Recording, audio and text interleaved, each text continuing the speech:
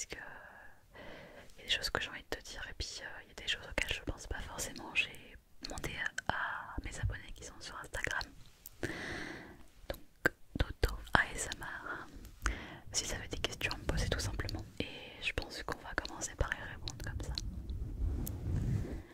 Alors, j'ouvre Instagram, je vais aller sur mon compte Instagram. Voilà, n'hésite pas si tu veux me rejoindre. Je te le mets ici tout simplement. Mon compte Instagram. Dodo ASMR. Je fais souvent des lives d'ailleurs le lundi sur Instagram. Donc si tu as envie de me parler, n'hésite pas à venir t'abonner. Et donc je vais poser des questions aux abonnés pour qu'ils puissent me dire ce qu'ils avaient envie de savoir sur mes projets. Et je vais du coup les lire avec toi. Donc je commence directement avec une première question de Yvan Herpès, qui est un Disney parmi les meilleurs abonnés puisqu'il est présent sur toutes mes vidéos. Je pense que vous avez déjà vu ses commentaires si vous les lisez. Donc déjà merci à toi Yvan de ta fidélité pour ma chaîne et de ton soutien infaillible, ça me fait vraiment très plaisir. Et du coup, la question de Yvan, où en est la chaîne selon toi? Comment tu vois ton avenir sur YouTube? Et que vas-tu faire pour t'y sentir mieux? J'adore toujours les questions d'Yvan. Il va toujours plus en profondeur que juste quel va être ton avenir, j'adore. Alors, où en est la chaîne selon toi? Alors par rapport à YouTube, il n'y a pas énormément de différence par rapport à il y a quelques mois. Si vous me suivez depuis un petit moment, vous avez peut-être déjà vu certaines de mes vidéos où je me plains, je dirais certains, je me plains un petit peu de ma visibilité sur YouTube, puisque ça fait maintenant 3 ans que je suis sur YouTube. Et, et la chaîne... Un indice de la vidéo de ce soir. Oh putain, j'ai eu peur. Je me suis dit, il y a un truc qui déconne, c'est pas possible. J'entends ma voix. C'est mon Instagram qui s'était activé et qui est en train de mettre une de mes vidéos. Bref, donc je sais plus ce que je disais. Ouais, je disais que ça fait 3 ans que je suis sur YouTube maintenant. Et que depuis, je pense, 1 an, facilement 1 an.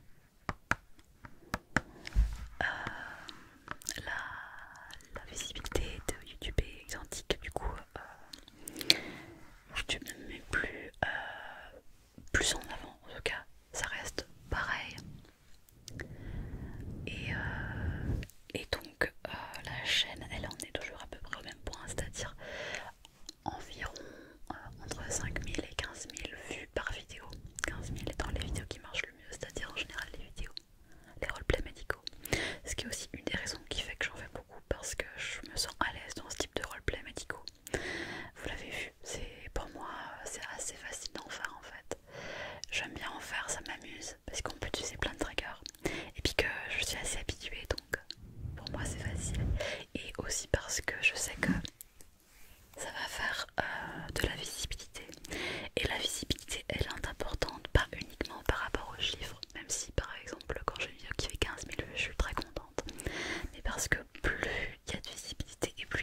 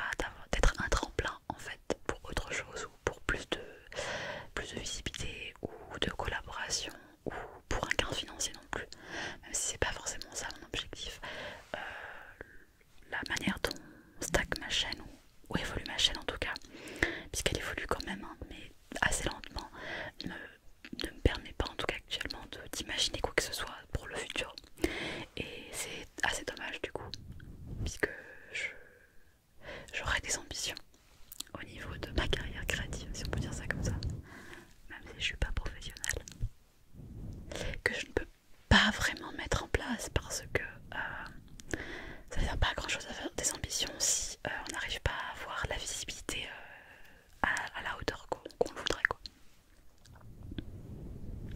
Donc mon avenir, je sais pas. Vraiment, je sais pas. À l'heure actuelle, je peux te rassurer tout de suite pour te dire que j'ai pas prévu d'arrêter YouTube. Par contre, je ne sais pas comment je vais progresser pour YouTube. Voilà, on verra. Et le fait que ma visibilité sur YouTube, mon évolution soit un peu assez lente, c'est pour ça que je me suis aussi lancée sur TikTok. On en reparlera plus tard. Que vas-tu faire pour t'y sentir mieux? Je ne sais pas. Yvan, si tu veux décider, n'hésite pas pour l'instant. Comment on pourrait dire je cherche mes mots, mais je sais pas. Ma pensée actuelle, c'est de vraiment continuer comme ça, sans trop d'attente ni d'espoir, parce que ça me plaît de continuer comme ça, et puis on verra. Même si évidemment il y a une déception parce que ça évolue pas plus vite. Ensuite, il y a une abonnée ou un abonné, Mel Anilo, qui m'a demandé projette-tu de faire une collaboration avec un autre artiste ASMR. Alors, non, pas pour l'instant. Je me projette absolument pas avec d'autres personnes pour la simple raison que, ayant eu l'expérience de tester, d'essayer de faire des collaborations et de faire des collaborations, puisque j'en ai fait quand même pas mal,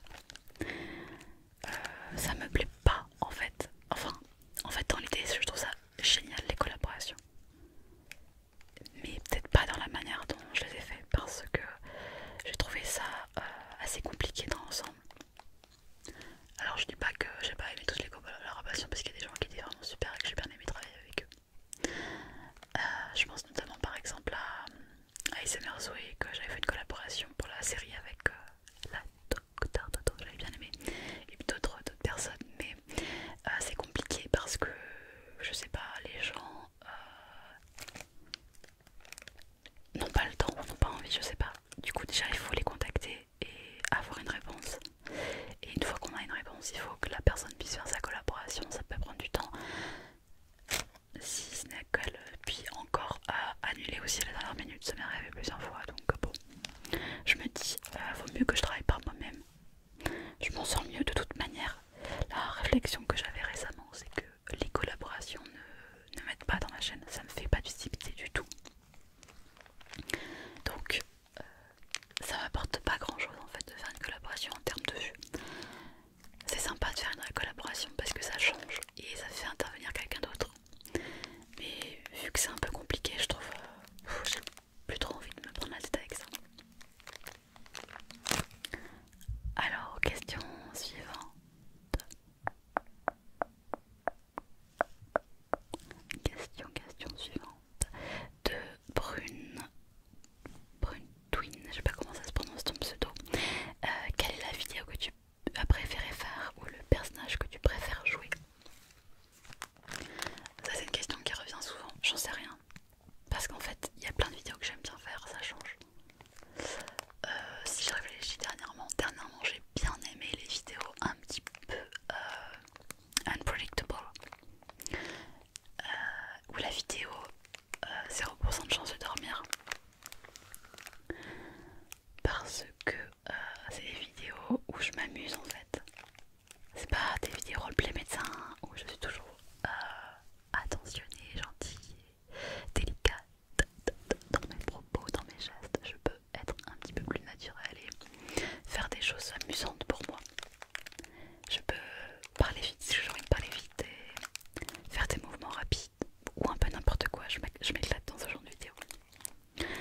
J'espère que vous, ça vous plaît aussi. J'en ai pas fait beaucoup sur ma chaîne parce que justement je sais jamais trop comment ça va être pris dans l'ensemble, puisque les gens aiment un peu les choses un peu plus classiques, posées, habituelles, avec des mouvements lents comme ça et du soin, de l'attention. Mais voilà, j'aime bien faire des choses qui sortent un peu de l'ordinaire aussi. Et le personnage personnages que j'ai préféré jouer. Là c'est pareil, j'adore mes personnages. J'aime bien jouer la Docteur Dodo et Césaire Houtin, ou la secrétaire et son air un peu timide, nerveuse. Ou Simon, même si c'est pas le plus facile à jouer, Simon il m'éclate aussi. Mais je le jouerai pas tout le temps parce qu'il est fatigant à jouer puisqu'il est un hyperactif ce mec. J'aime bien jouer Dodiane, j'aime bien jouer Dotlana même si elle est un peu moins caricaturale que les autres.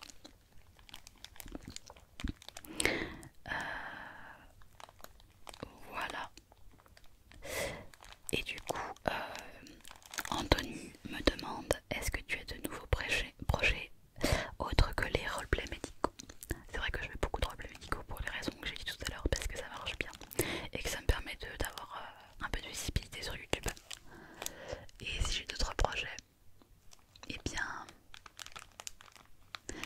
j'aimerais avoir plein d'autres projets, mais pour l'instant j'ai du mal à me projeter sur YouTube parce que comme ça évolue pas vite, j'ose pas trop, enfin c'est pas que j'ose pas en fait, c'est plutôt je ne veux pas trop me lancer dans des projets qui prennent du temps, de l'argent ou qui demandent beaucoup d'efforts parce que faire des projets ça demande aussi voilà, du temps et des efforts en sachant que ça va pas, c'est pas ça qui va faire que YouTube mettra plus en avant mes vidéos. En fait, ce que j'ai bien compris sur les réseaux sociaux, que ce soit YouTube ou autre, c'est que le travail ne paye pas. Je dis pas que le travail paye, ça paye jamais, puisque on le voit très bien, il y a des chaînes qui ont un excellent qualité, une excellente qualité et du travail. Je sais pas, je pense par exemple à Manu dans ASMR où je pense que s'il n'y avait pas autant de travail de qualité, il y aurait aussi moins de visibilité, c'est point de vue quoi. Mais moi, de ma petite expérience, je vois bien que quand je fais parfois des vidéos très travaillées, c'est pas celles qui font le plus de vues. Et du coup, j'essaye de faire une balance entre eh bien, le travail que je vais mettre dans ma vidéo, l'énergie que je vais mettre dedans et la visibilité que va m'apporter YouTube ou un autre réseau social. Parce que je veux pas mettre beaucoup de travail et avoir peu de vues parce que là, la déception, la frustration serait très grande pour moi. J'essaye un peu de me préserver aussi parce que en fait quand on crée sur YouTube, mis à part peut-être si on a une chaîne qui cartonne, il y a quand même beaucoup de déception derrière. Donc j'essaie de balancer un petit peu tout ça, d'équilibrer tout ça pour faire un travail à hauteur de ce que je vais pouvoir avoir comme vue. Donc c'est vrai que d'une certaine manière ça me contraint à pas pouvoir mettre tout ce que je pourrais mettre dans une vidéo. Mais voilà, c'est ma façon de me protéger, je veux pas en faire trop et me dépasser et me faire du mal pour pas ce que j'aimerais avoir. Voilà. Ça veut pas dire que je vais pas me lancer dans des projets évidemment, mais en tout cas j'hésite un petit peu plus. Et j'aimerais beaucoup repartir sur une série ASMR. Et je sais que beaucoup attendent ça. Alors j'ai peut-être une idée d'une prochaine série ASMR avec un personnage qui n'a pas encore eu sa série. Je vous laisse imaginer de qui je peux parler. Ça en élimine quelques-uns déjà. Et mais voilà, pour l'instant je me suis pas encore lancée dedans parce que je suis un petit peu moins enthousiaste que pour mes dernières séries puisque beaucoup de travail, pas beaucoup de visibilité de YouTube. Donc ben voilà, ça remet un petit peu les idées en question et ça me fait un peu hésiter à me relancer dans une série qui serait longue parce que ça prend du temps à faire, donc on verra. Mais voilà, j'aimerais bien quand même en refaire une, donc je sais pas comment ça va, sous quel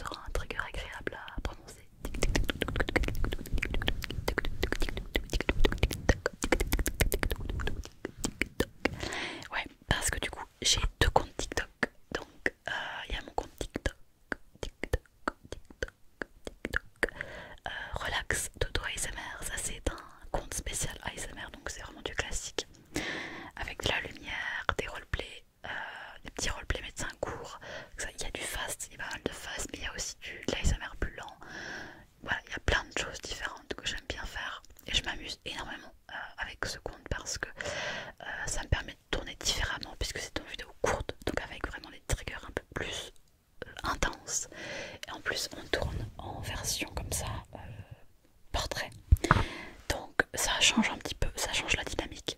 Donc je t'invite à aller t'abonner à mon compte TikTok, Relax Dodo ASMR si tu aimes la ASMR. Et si tu veux TikTok. Et mon deuxième compte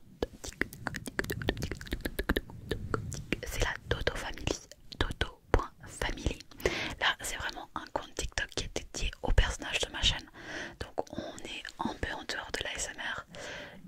Évidemment ça reprend les codes de l'ASMR parce que je sais faire ça, donc je le fais facilement. Mais c'est pas dédié uniquement de l'ASMR, ça va plus. Je fais évoluer les personnages. C'est un petit peu un spin-off de YouTube, des roleplays YouTube que je peux faire puisqu'on voit les personnages en dehors de YouTube et ce qui se passe un peu dans leur vie. Donc ça me permet vraiment de pouvoir développer les personnages et de développer leur histoire. Notamment dernièrement sur TikTok, du coup, on a vu toutes les vidéos en lien avec le mariage. Je suis mariée avec PLA. C'est vraiment la série, un jour vraiment très spécial pour moi. Et c'est le plus beau jour de la vie, je crois, avec un homme si magnifique que PLA. La suite du mariage. PLA, je t'aime, je t'aime. Il y a le personnage de Rupture de dos et la secrétaire et plein d'autres, enfin vous verrez. Si vous allez voir sur le compte, il se passe plein de trucs. Et moi je m'éclate beaucoup avec ces vidéos TikTok d'Auto Family parce que je peux vraiment explorer mes personnages sous une forme différente. C'est des vidéos qui sont courtes, donc je peux raconter des histoires et pas uniquement faire des triggers pour relaxer. Et surtout, je tourne beaucoup de vidéos en extérieur, ça change. Donc vous allez me voir dans des lieux différents. Je suis à la mer, je suis dehors, je suis dans la nature, dans une forêt ou à l'intérieur d'une maison, ça change à chaque fois et j'aime beaucoup. Du coup ça m'éclate. Mais voilà, que ça soit la Dodo Family ou Relax Dodo ASMR sont des comptes TikTok qui ne décollent pas non plus. Donc en fait ça me change pas de YouTube malheureusement. C'est-à-dire que mon travail, que je fasse de l'ASMR ou des personnages, n'est pas apprécié, on va dire ça comme ça, parce que finalement je ne sais pas s'il n'est pas mis en valeur ou s'il n'est pas apprécié, mais en tout cas on va dire qu'il n'est pas apprécié par la majorité. Donc là aussi j'ai très peu d'abonnés dessus, ce qui est aussi décevant pour moi parce que là encore je fais du travail et que ça me plaît et que j'aimerais que ça plaise, mais bon, que voulez-vous, c'est comme ça. Je crois que j'ai fait un petit peu mon deuil de réussir,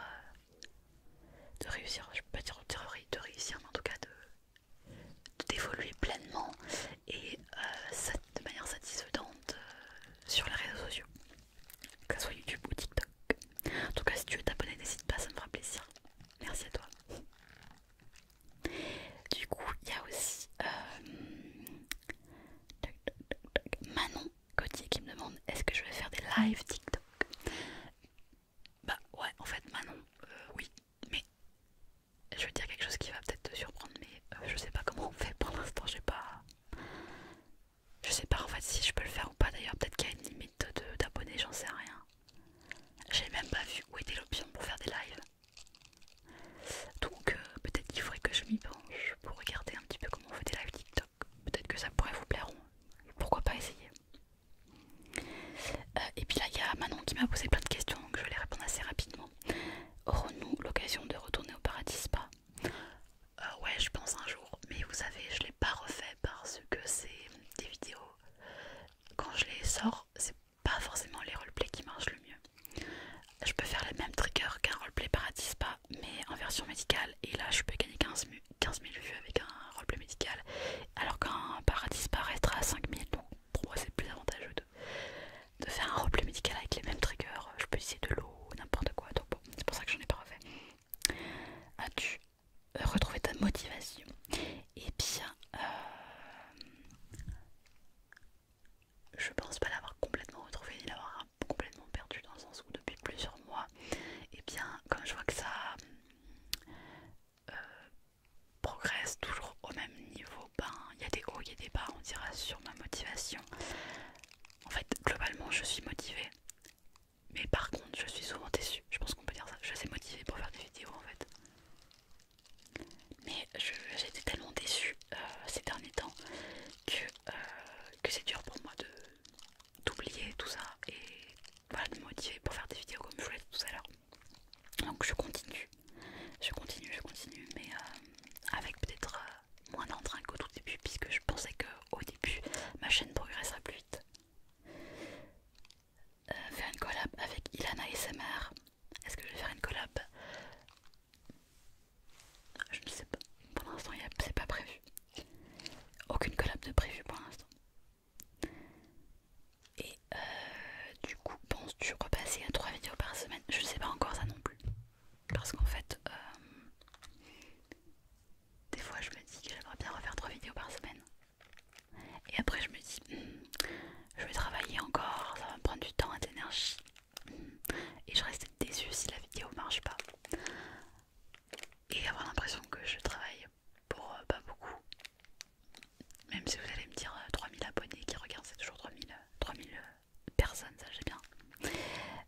j'hésite et je suis toujours hésitante à ce niveau-là.